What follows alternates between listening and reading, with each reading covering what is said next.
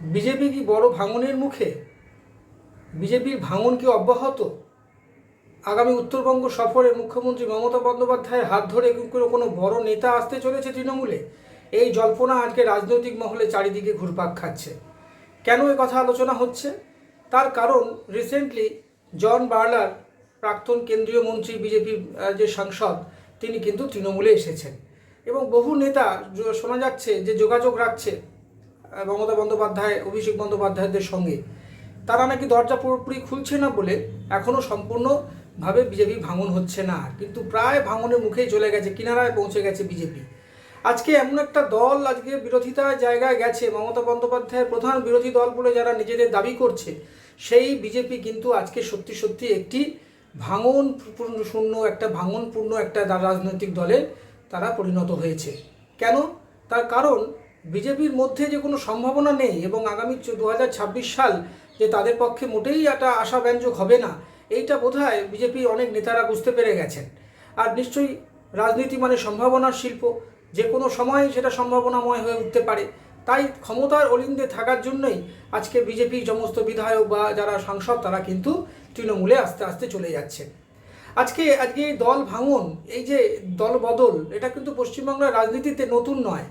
আজকে 2021 সালে আমরা আগেই কিন্তু দেখলাম 2020 শেষের দিকে এই শুভেন্দু অধিকারী, যিনি খোকাবাবু বলা হয় যাকে, যেই কাঁথির যুবরাজ, তিনি কিন্তু দল ভাঙন করে বা দল ছেড়ে তিনি এসেছিলেন বিজেপিতে। এরকম বহু নেতা যারা এসেছিল তারা কিন্তু চলে গেছিল। অর্জুন সিং চলে গেছে, আবার এসেছে। রাজীব বন্দ্যোপাধ্যায় চলে গেছিল, আবার এসেছে। সুতরাং একটা দলবদল ভারতবর্ষের একটা রাজনীতিতে একটা অসুখ হয়ে দাঁড়িয়েছে। কারণ হচ্ছে মানুষ সবসময় চায় সেই রাজনৈতিক দলের সঙ্গে থাকতে যার মধ্যে পসিবিলিটি বেশি উইনিংয়ের। আজকে এই মুহূর্তে দাঁড়িয়ে সত্যি সত্যি পশ্চিমবাংলায় যদি আপনি এক কথায় জিজ্ঞেস করেন যে কোন দল বা কোন নেতা সবচেয়ে পসিবিলিটি আছে জেতার, এক কথায় হচ্ছে মমতা বন্দ্যোপাধ্যায় এবং তার দল।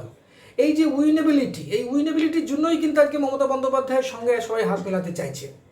বিজেপি উল্টো দিকে দাঁড়িয়ে তারা যেহেতু কোঅর্ডিনেশন থাকে না, তাদের দলের মধ্যে কোনো রকমের যোগাযোগ নেই, কোনো মিটিং নেই, ভালো মতো কোনো একটা নিজেদের মধ্যে সমঝোতা নেই, প্রত্যেকে গায়ে মানে না, আপনি মোড়লের মতো অবস্থা।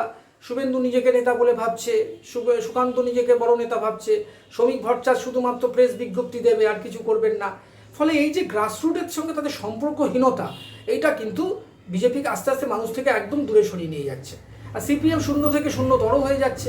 কংগ্রেসের তো সাইনবোর্ড কি ভিজিটিং কার্ড হয়ে গেছে, সেটা আমরা বলছি না, কিন্তু ফলে বুঝতেই পারছেন আর কি, জন বার্লার থেকে আরম্ভ করে বা আরও অন্যান্য যারা কেন্দ্রীয় অনেক মন্ত্রী ছিলেন, সাংসদ আছেন, অনেক বিধায়ক আছে, তারা কিন্তু সব পা বাড়িয়ে রয়েছে। এবং আপনারা নিশ্চয়ই জানেন প্রায় 72টা না 71টা বিধায়কের মধ্যে এখন কিন্তু বিজেপি বিধায়কের সংখ্যা প্রায় 50 থেকে 55 ম্যাক্সিমাম, হয়তো এরাও চলে গেছে তৃণমূলে। আগামী দিনে কি হতে চলেছে পশ্চিমবঙ্গের রাজনীতি? মমতা বন্দ্যোপাধ্যায় কি ওয়াক ওভার পেয়ে যাবেন?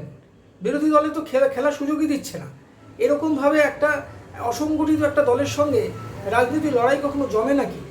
সে আজকে যখন সিপিএম যখন দুর্দন্ত প্রতাপ, তখন কিন্তু মমতা বন্দ্যোপাধ্যায় এমন একটা ফাইট দিয়েছিলেন যে সত্যি রাতের ঘুম কেড়ে নিয়েছিল সিপিএমের। আজকে আপনি বলুন তো, এমন একটা ইস্যুতে, সে মুর্শিদাবাদের আপনি কোনো রায়েট বলুন বা অন্যান্য ক্ষেত্রে বলুন, চাকরি বিক্ষোভকারীদের সঙ্গে সেটাকে ইস্যু তৈরি করা বলুন, সমস্ত জায়গাতেই কিন্তু বিজেপি এমন একটা ফ্লপ শোয়ে পরিণত হয়েছে। প্রথম দিকে যাচ্ছে, 2-3 দিন ওটা নিয়ে হইচই করছে, মমতা বন্দ্যোপাধ্যায় কী এমন জাদু মন্ত্রে সেটা একদম পুরো স্তীমিত হয়ে যাচ্ছে।